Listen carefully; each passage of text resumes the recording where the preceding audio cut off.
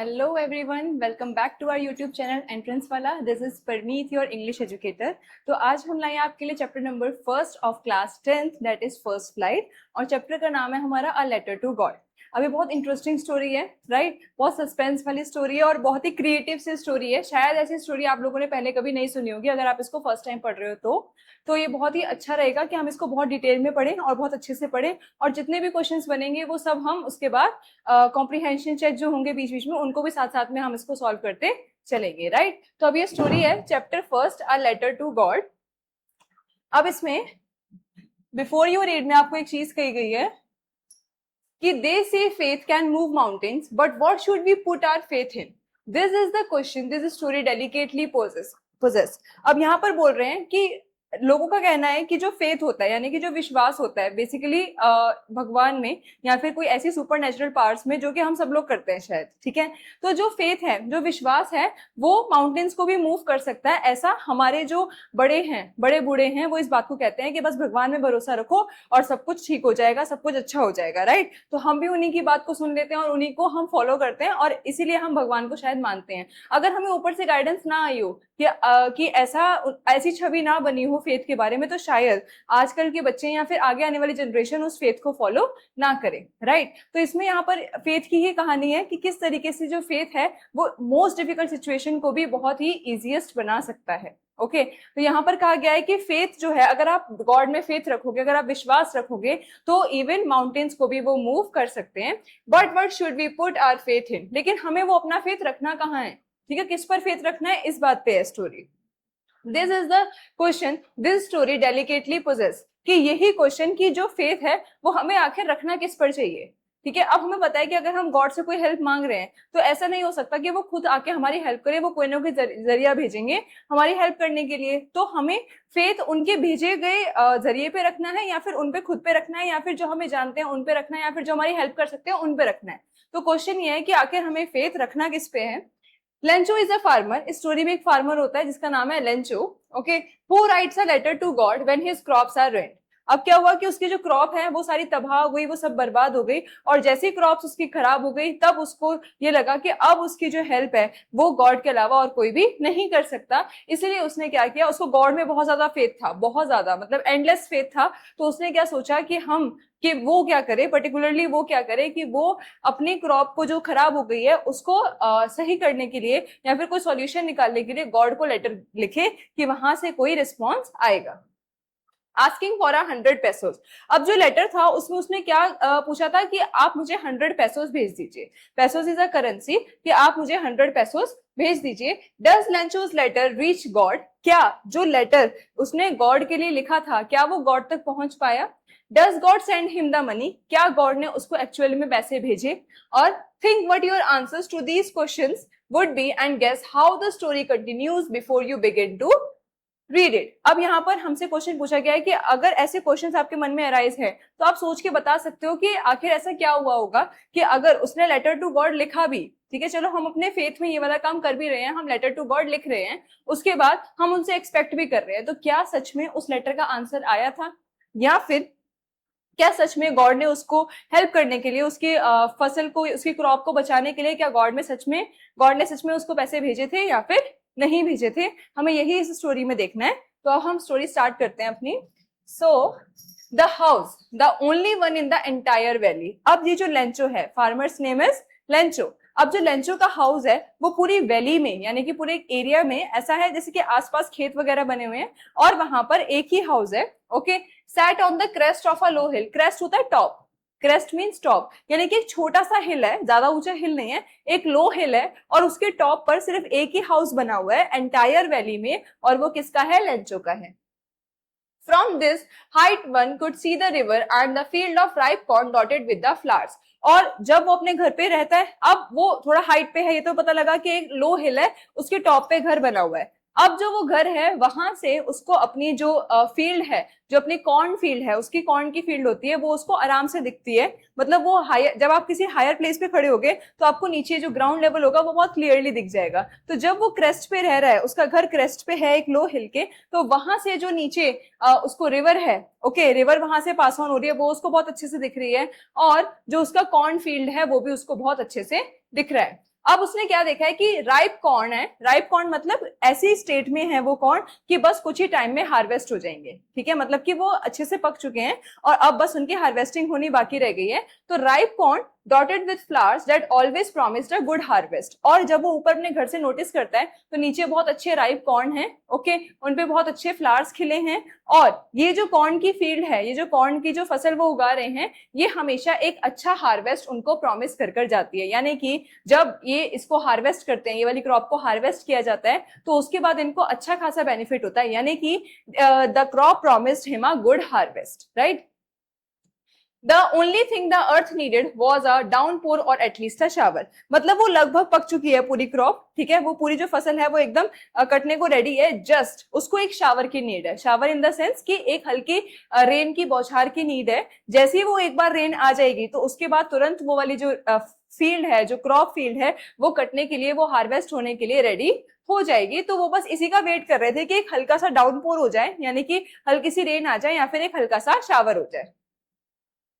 Throughout the morning, Lencho, who knew his fields intimately, had done nothing else but see the sky towards the northeast। Intimately का मतलब होता है बहुत ही detail में, ठीक है, मतलब बहुत ही बारीकी से, ओके।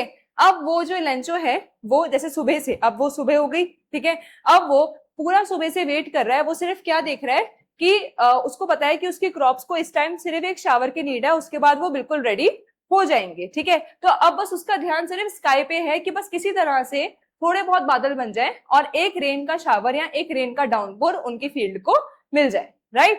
तो ये है इसका first.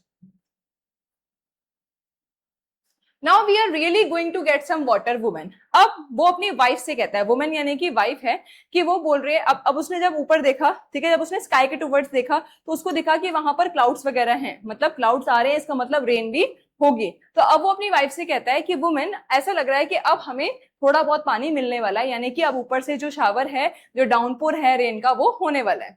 The women who was preparing supper, supper मतलब होता है एक फूड, फूड मतलब जैसे पूरा खाना बनाते हैं ना पूरा, तो वो सपर कहलाता है। तो जो वुमेन थी यानी कि जो उसकी वाइफ थी, वो फूड प्रिपेयर कर रही थी, वो सपर प्रिपेयर कर रहे थे, रिप्लाइड यस गॉड विलिंग। तो जब लेंचो ने अपनी वाइफ को बोला कि वुमेन, मुझे ऐसा लगता है कि शायद अब पानी बरसने वाला है, अब एक शावर या डाउनपोर रेन का होने वाला है, तो जो उसकी वाइफ है, जो खाना बना रही होती है, वो क्या बोलते हैं कि हाँ ऐसा लग रहा है, अगर भगवान ने चाहा तो। गॉड विलिंग मतलब अकॉर्डिंग टू गॉड्स विल, या फिर भगवान के चाहने से।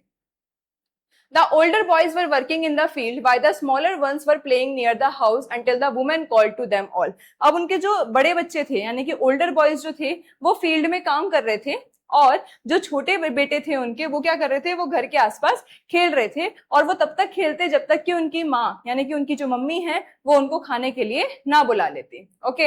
अब जैसे ही उनका सफर तैयार हुआ, ठीक है, वुमेन का सफर यानी कि उसकी वाइफ का सफर तैयार होता है, तो वो अपने बेटों को बुलाती है, कम फॉर डिनर, कि आ जाओ अब सब डिनर कर लो।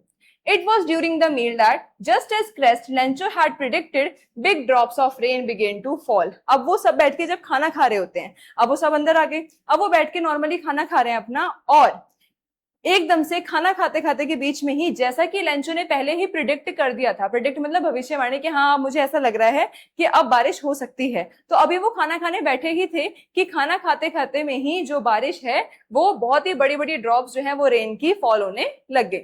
In the north east huge mountains of clouds could be seen approaching. और नॉर्थ ईस्ट वाली साइड्स जो है बहुत बड़े, मतलब ह्यूज क्लाउड्स जो थे, ठीक है, वो अप्रोच करते हुए दिख रहे थे। The air was fresh and sweet, और हवा बहुत अच्छी चल रही थी, मतलब अभी तक सब कुछ बहुत अच्छा था, एग्जैक्टली वैसा ही हो रहा था जैसा कि लेंचो को चाहिए था। लेंचो को चाहिए था कि एक बहुत अच्छी शावर हो जाए या फिर एक डाउनपोर हो जाए, और वैसा ही हुआ। जैसे ही वो खाना खाने बैठे तो उन्होंने क्या देखा कि एकदम से बिग ड्रॉप ऑफ रेन जो है वो फॉल होने लग गए हैं, और नॉर्थ ईस्ट की तरफ से जो क्लाउड है वो इधर को अप्रोच कर रहे हैं। The air was fresh and sweet. The man went out for no other reason than to have the pleasure of feeling the rain on his body। अब कभी कभी जब ऐसे बारिश आती है, जब हमारा बहुत अच्छा वेदर हो जाता है, तो जब बारिश आई है, बहुत अच्छी बारिश है, तो जो लेंचो है वो घर के बाहर जाता है सिर्फ उस रेन का फील लेने के लिए, ठीक है। मतलब हमें भी, बच्चों को शौक होता है नहाने का बारिश में, ऐसे ही वो, एक तो उसको शौक भी था और दूसरी बात वो खुश भी था कि चलो फाइनली अब बारिश हो गई है और अब मेरी क्रॉप जो है वो हार्वेस्ट प्रॉपरली हो जाएगी। तो बहुत खुश था, बहुत हैप्पी था, और इसी वजह से बहुत ग्लैड था, और इसी वजह से वो बाहर जाता है just to feel the rain drops, ठीक है। And when he returned, he exclaimed, "These aren't raindrops falling from the sky. They are new coins. The big drops are 10 cents pieces and the little ones are 5." ये बड़ी important line है, ये exams में ज्यादातर पूछी जाती है. और वो लाइन है कि जैसे ही उसने रेन ड्रॉप्स को फील किया तो वो घर पे आके क्या बोलता है? घर पे आके बोलता है, "These are not raindrops falling from the sky. They are new coins. The big drops are 10 cents and pieces and the little ones are 5." अब उसने एकदम बाहर गया, उसने बारिश को एकदम फील किया, उसको अच्छा लगा, बहुत खुश था वो. अब वो घर आके बोलता है कि ये जो बारिश की बूंदें टपक रही हैं, जो बारिश हो रही है, ये एक्चुअल में बारिश नहीं है, ये मेरे लिए न्यू कॉइन्स हैं. न्यू कॉइन्स मतलब एक तरह से मेरे लिए कॉइन्स हैं, मेरे लिए पैसे हैं. क्यों? क्योंकि वो बोलता है कि जो बड़ी बारिश की बूंदें हैं वो अराउंड 10 सेंट है और जो छोटी बारिश की बूंदें हैं वो अराउंड 5 सेंट है. अब उसने ऐसा क्यों कहा? उसने ऐसा इसीलिए कहा क्योंकि उसको पता था कि इस बारिश के बाद उसकी क्रॉप हार्वेस्ट हो जाएगी और उसके पास अच्छा खासा पैसा आने वाला है, यानी कि उसकी मेहनत जो है, जो हार्डवर्क है, उसको सक्सेस मिलेगा और वो एक बहुत अच्छा अमाउंट को अर्न कर सकता है. तो उसको जैसी बारिश हुई उसको तभी से फील आने लग गया कि जो बारिश है ये एक्चुअल में बारिश नहीं है, ये मेरे लिए न्यू कॉइन्स है, यानी कि मेरे लिए सिक्कों की तरह हैं. जो बड़ी बारिश की ड्रॉप्स हैं वो 10 सेंट्स के इक्वल हैं और जो छोटी छोटी बारिश की ड्रॉप हैं वो 5 सेंट के इक्वल है. ठीक है. In this context he said that कि जो बारिश है वो उसके लिए बारिश नहीं कॉइन्स है. Because he knew that the rain will cause a good harvest to him and he will earn a much of profit. ठीक है, उसको बहुत अच्छा प्रॉफिट मिलने वाला है. With a satisfied expression, he regarded the field of ripe corn with its flower draped in the curtain of rain. अब वो बहुत सेटिस्फाइड था, बहुत खुश था, बहुत अच्छा एक्सप्रेशन, मतलब एक बिल्कुल तसल्ली के साथ वो देखता है अपने फील्ड को. और जो फील्ड थी वो राइप कॉर्न की थी और उसके जो फ्लावर्स हैं वो भी उसको दिख रहे थे अभी तक. और draped in a curtain of rain, यानी कि बहुत सुंदर राइप कॉर्न का फील्ड है, उसमें फ्लावर्स भी हैं और हल्की जब बारिश हो रही है तो जो बारिश से वो बहुत सुंदर लग रहा है. और ऐसा लग रहा है कि ड्रेप्ड का मतलब होता है कवर करना. ठीक है, तो ऐसा लग रहा है कि बारिश ने अब उसको जो फील्ड है उसको कवर कर लिया है, अपने कर्टेन से उसको कवर कर लिया है. बट सडनली अब क्या हुआ? अभी तक सब कुछ बहुत अच्छा था, जैसा उसने चाहा वैसा हो गया. बारिश चाहता था वो हो जाए, हो गई, बहुत अच्छे से हो रही थी. ठीक है, उसको लग रहा था कि अब तो प्रॉफिट मेरे पास आएगा ही आएगा और वो बहुत खुश था, बहुत सेटिस्फाइड था. लेकिन but suddenly a strong wind began to blow and along with the rain very large hailstones began to fall. और लेकिन सडनली क्या होता है कि अचानक से बारिश के साथ साथ हेल स्टोन्स भी आने लग जाते हैं. हेल स्टोन्स को हम हिंदी में बोलते हैं ओले, जैसे बर्फ के ओले गिरते हैं ना. तो क्या हुआ? बहुत अच्छी बारिश हो रही थी, बहुत सेटिस्फाइड था सब कुछ और बहुत अच्छा चल रहा था. लेकिन एकदम से जो बारिश के साथ साथ जो हवा है, जो विंड है, वो बहुत ज्यादा स्ट्रांग हो जाती है और बारिश के साथ साथ ही वहां पर हेल स्टोन्स भी आने लग जाते हैं, हेल स्टोन्स भी गिरने लग जाते हैं. These truly did resemble new silver coins. और इनको भी ऐसा लग रहा था कि ये हमारे लिए न्यू सिल्वर कॉइन्स हैं. The boys exposing themself to the rain ran out to collect the frozen pearls. अब जब ओले गिरते हैं तो बच्चों को पसंद है कि वहां जाओ, उनके साथ खेलो या उनको कलेक्ट करो. ठीक है, तो एकदम बच्चे बाहर भाग जाते हैं. उनको जैसे दिखता है कि हेल स्टोन्स गिर रहे हैं तो एकदम से बच्चे बाहर जाते हैं और उनके साथ खेलते हैं, उनको कलेक्ट करते हैं. राइट, तो इस तरीके से it is really getting bad now. तो जब तक कुछ ओले गिरे, जब तक कुछ हेलस्टोन्स गिरे तब तक ठीक था. लेकिन जब वो बंद होने का नाम नहीं ले रहे थे, ठीक है, तो अब उनको फील आया कि यार ये तो बहुत बुरा होता जा रहा है. यानी कि एक नॉर्मल बारिश से शुरुआत हुई और उसके बाद जब हेलस्टोन्स गिरे तो वो भी मतलब थोड़े बहुत जब गिर गए तो उसके बाद वो बंद नहीं हो पा रहे हैं, वो नहीं रुक रहे हैं. और उनको अब इस बात से टेंशन हो गई कि अब तो ये ज्यादा बुरा हो जाएगा अगर हेलस्टोन्स और बारिश जो रेन है वो स्टॉप ना हुई तो. Exclaim the man. I hope it passes quickly. अभी भी वो अंदर से डरा हुआ है, सहमा हुआ है और वो बस यही दुआ कर रहा है, गॉड से यही प्रे कर रहा है कि आई होप कि ये जो हेल स्टोन्स हैं ये फटाफट से बंद हो जाएं, जल्दी ही बंद हो जाएं और ये बारिश भी रुक जाए. It did not pass quickly for an hour. अब उसने जैसा चाहा वैसा हुआ नहीं. वो चाहता था कि हेलस्टोन जल्द से जल्द रुक जाए और बारिश भी एकदम स्टॉप हो जाए, लेकिन वो स्टॉप नहीं होता है. For an hour the hell rained on the house. और तकरीबन 1 आवर तक, ठीक है, फॉर एन आवर जो ओले हैं वो उस हाउस पर गिरते रहे. और हाउस पर गिरते रहे यानी कि फील्ड पर भी गिरते रहे. Right, the garden, the hill side, the corn field on the whole valley. ठीक है, यानी कि जो हेल स्टोन्स थे वो उसके हाउस पर, उसके गार्डन पर, हिल साइड, कॉर्न फील्ड और पूरी वैली में कंटिन्यूअसली 1 घंटे तक जो हेल स्टोन है वो फॉल होते रहे. The field was white as if covered with salt, और जो फील्ड है वो हेल स्टोन्स की वजह से बिल्कुल व्हाइट हो गया, जैसा कि लग रहा था कि वहां पर किसी ने सॉल्ट गिरा रखा है। तो कंडीशन बहुत ही बुरी हो गई। मतलब जैसे यहाँ पे आप देख सकते हो कि यहाँ पर तकरीबन 1-1.5 घंटा हेल स्टोन हुआ है, उसकी वजह से जो उनकी फील्ड है जो कि राइप है, जो हार्वेस्ट होने वाली है, उसका ये हाल हो चुका है कि ऐसा लग रहा है ऊपर से देखने में कि उस फील्ड पर किसी ने बहुत सारा सॉल्ट छिड़क दिया है या बहुत सारा सॉल्ट डाल दिया है। Not a leaf remained on the trees. अब जब जाहिर सी बात है, अब जो ओले होते हैं, जो हेल स्टोन्स होते हैं, बहुत प्रेशर के साथ गिरते हैं, ठीक है। तो जो ट्रीज हैं उनकी जो लीव्स हैं वो सब गिर गई नीचे उनके प्रेशर से, ठीक है। तो वहां पर ट्रीज पे कोई भी लीफ नहीं बची थी। The corn was totally destroyed, और जो उनकी कॉर्न है, जो उनकी राइप कॉर्न थी, वो टोटली डिस्ट्रॉय हो चुकी थी। The flowers were gone from the plants, और इवन के फ्लावर्स भी टूट गए थे। फ्लावर्स तो वैसे ही बहुत वीक, मतलब नाजुक से होते हैं, तो जब हेल स्टोन आएगी तो जाहिर सी बात है जो फ्लावर्स हैं वो भी टूट जाएंगे। तो जो फ्लावर्स हैं वो भी टूट जाते हैं। Lencho soul was filled with sadness, और जो लेंचो की सोल है, ठीक है, वो अब सैडनेस से भर चुकी है। पहले उसका एक्सप्रेशन बिल्कुल सेटिस्फाइड था क्योंकि जैसा उसने चाहा वैसा हुआ, बारिश आई। फिर हेलस्टोन तक भी जब चलाया जब ठीक था, लेकिन जब वो हेलस्टोन बंद होने का नाम नहीं ले रही थी, मतलब 10-15 मिनट के बाद वो बंद नहीं होती और लगातार 1-1.5 घंटा चलती है, तब वो बहुत डर गया। ओके, अब जो उसकी सोल है वो बिल्कुल सैडनेस से भर चुकी है। When the storm had passed, he stood in the middle of the field and said to his son.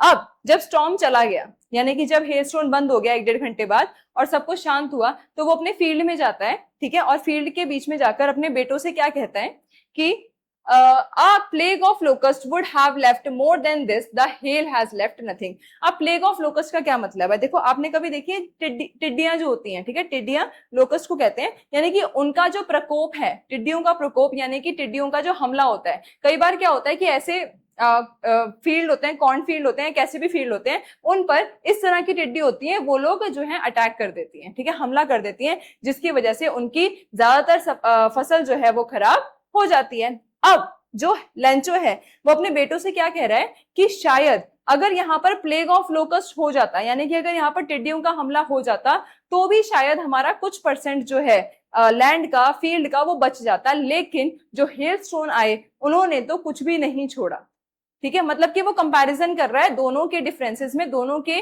कि कौन कौन ज्यादा डिस्ट्रॉय कर सकता है। तो उनके हिसाब से कि अगर प्लेग ऑफ लोकस्ट होता, यानी कि टिड्डियों का हमला होता, तो शायद उनकी थोड़ी बहुत क्रॉप बच जाती, लेकिन हेलस्टोन के आने से उनकी बिल्कुल 0% क्रॉप बची और सारी की सारी क्रॉप खराब हो गई। This hello has left nothing, उनके हिसाब से जो हेल है उसने अब कुछ भी नहीं छोड़ा। This year we will have no corn, और अब उनको रियलाइज हो चुका है कि जो पिछले साल की मेहनत है, ठीक है, जो मतलब उन्होंने इतनी मेहनत से कितने महीनों तक उसका ध्यान रखा, उसको संभाला, और जब फाइनली हार्वेस्ट होने का टाइम आया तब ऐसा ऐसा सीन हो गया। तो उसके बाद उन्होंने बोला कि ये जो है हमारी कॉर्न जो है वो बिल्कुल खराब हो चुकी है और अब अगले 1 साल तक हमें कोई भी प्रॉफिट नहीं मिलेगा। That night was a sorrowful one. अब जाहिर सी बात है, इतना बड़ा नुकसान हो जाना, वो भी एक फार्मर के लिए जिसका काम ही यही है, जो 6 महीने पहले क्रॉप उगाता है, फिर आगे के 6 महीने उनको सेल करता है, ठीक है। तो ये वाली चीज जब हो गई तो उनको बहुत ही दुख हुआ, बहुत दर्द हुआ, और जो उनकी वो रात थी वो बहुत सॉरोफुल वन थी, यानी कि बहुत मुश्किल से, बहुत दुख के साथ उनको वो रात बितानी पड़ी।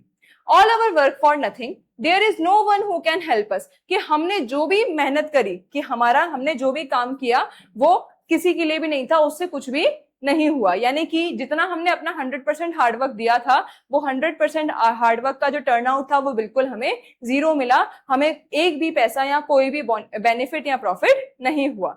There is no one who can help us. अब अकॉर्डिंग टू लेंचो, ठीक है, अभी लेंचो परेशान है, तो शायद वो ऐसे कह रहा है कि अब हमारी मदद कोई भी नहीं कर सकता, क्योंकि अगर आप किसी से पैसे भी मांगोगे तो कैसे मांगोगे उधार, इतने सारे, वो भी है ना। तो बहुत ही टिपिकल सिचुएशन थी, बहुत ही सॉरोफुल सिचुएशन थी, और उसको अभी रियलाइज हो गया कि अब तो हमें पूरे साल भूखा सोना पड़ेगा, भूखे मर जाएंगे, और हमारे पास खाने को पैसे नहीं होंगे, और इवन कि हमारी कोई इस केस में हेल्प भी नहीं कर सकता है। We will all go hungry this year, और हम सब ही इस साल भूखे रह जाएंगे। राइट अब आगे क्या है इसमें, अब यहाँ पर आएंगे ओरल कॉम्प्रिहेंशन चेक, यानी कि इसका एक पार्ट खत्म होता है। अब पहला क्वेश्चन है इसमें, what did Lencho hope for. अब लेंचो जो था वो किस चीज की होप कर रहा था? लेंचो होप कर रहा था एक गुड शावर ऑफ रेन की, या गुड ड्रॉप, मतलब गुड शावर ऑफ रेन, जिससे उसको पता था कि जो उसकी फील्ड है उसको जस्ट एक शावर चाहिए और उसके बाद वो बिल्कुल हार्वेस्ट के लिए रेडी हो जाएगी, तो वो उसके लिए होप कर रहा था।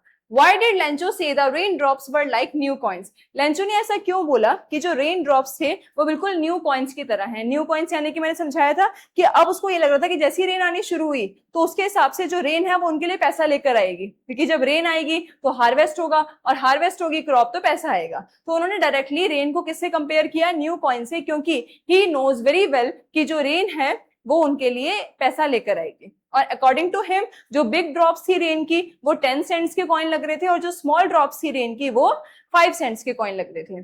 How did the rain change? What happened to Lencho's field? Rain एकदम कैसे चेंज हुई? रेन पहले तो बहुत स्मूथली चल रही थी, फिर धीरे धीरे करके हेलस्टोन आने लगे और जो हेलस्टोन है वो अराउंड 1-1.5 घंटे तक चले। उन्होंने जब ऊपर देखा तो जो बहुत ही स्टॉर्म ऑफ क्लाउड्स था वो नॉर्थ ईस्ट की तरफ बढ़ रहा था, ठीक है, और इसी तरह से जो सिचुएशन है वो बहुत खराब हो गई, रेन चेंज हो गई और इसका नुकसान लेंचो को क्या हुआ कि लेंचो की जो फील्ड है वो बिल्कुल खराब हो गई, बिल्कुल तबाह हो गई।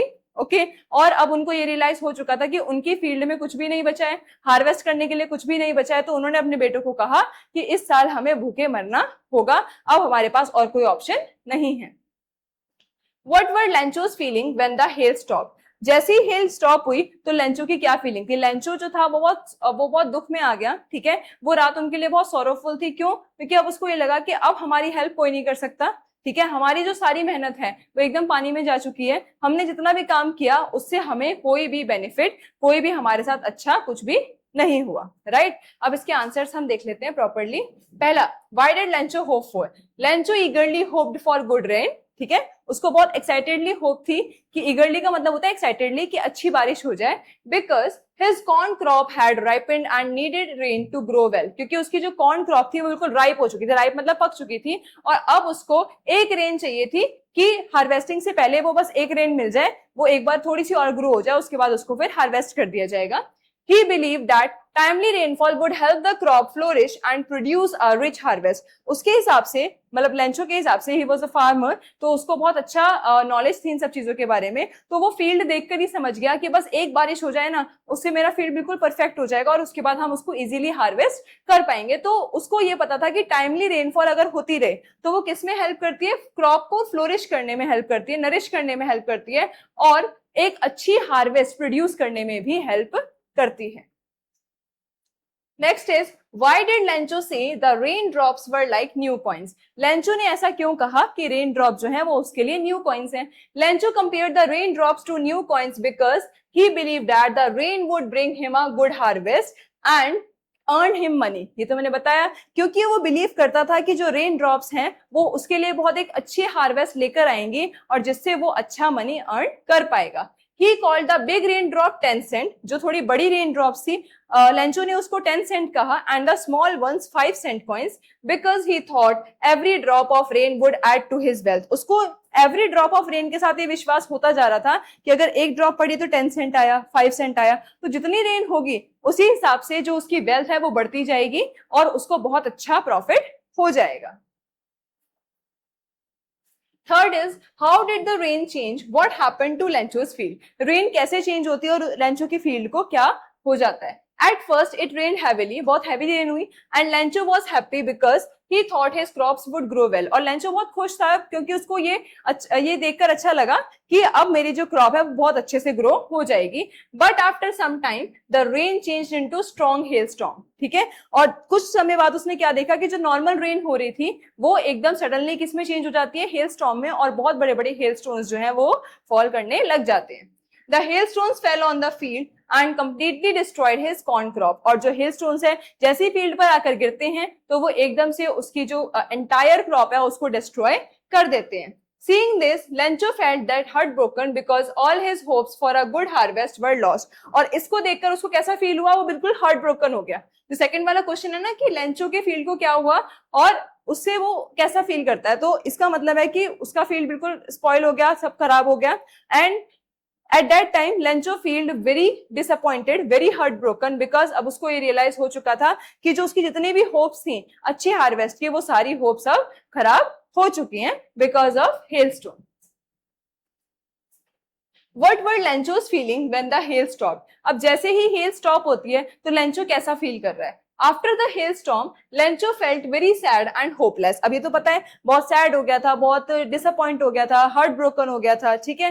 तो इस तरह से बहुत सैड था, होपलेस हो गया था। अब उसको कोई भी होप नहीं बची थी कि मेरे पास कहीं से भी पैसा आ सकता है या मेरी फील्ड किसी भी तरीके से ठीक हो सकती है। His entire crop had been destroyed. उसकी सारी की सारी ही क्रॉप डिस्ट्रॉय हो गई, कुछ भी नहीं बचा, यानी कि एक पार्ट भी नहीं बचा, ठीक है, फील्ड का। And he knew that he and his family would have nothing to eat. और उसको उसी टाइम रियलाइज हो गया, उसी पॉइंट ऑफ टाइम पे उसने रियलाइज किया कि जिस तरीके से मेरी फील्ड खराब हुई है, जिस तरीके से मेरी क्रॉप सारी डिस्ट्रॉय हो चुकी है, तो उस तरीके से तो कोई भी उसके पास पैसा नहीं आने वाला और उसे और उसकी फैमिली को सारा साल भूखा रहना होगा। He was worried about how they would survive without food or money. और वो बहुत ज्यादा वरीड था कि किस तरह उसकी फैमिली और वो बिना फूड और पैसों के पूरा ईयर सरवाइव कर जाएंगे, राइट। तो ये थे इसके कॉम्प्रिहेंशन चेक के क्वेश्चंस, राइट। अब यहाँ पर इसका पहला पार्ट खत्म होता है। अब अगले पार्ट में हम जानेंगे कि अब तक तो उसका नुकसान हो गया, जो भी उसके साथ हुआ वो सब हमने फर्स्ट पार्ट में देख लिया। अब आगे लेंचो क्या करता है, ठीक है, किस तरीके से वो किससे हेल्प मांगता है, या फिर अगर वो लेटर टू गॉड लिखता है तो क्या उसकी एक्चुअल में हेल्प होती है, क्या एक्चुअल में गॉड उसको पैसे भेजते हैं या नहीं भेजते, ये हमें देखना है। तो तब तक के लिए बनिए रहेगा। Thank you so much.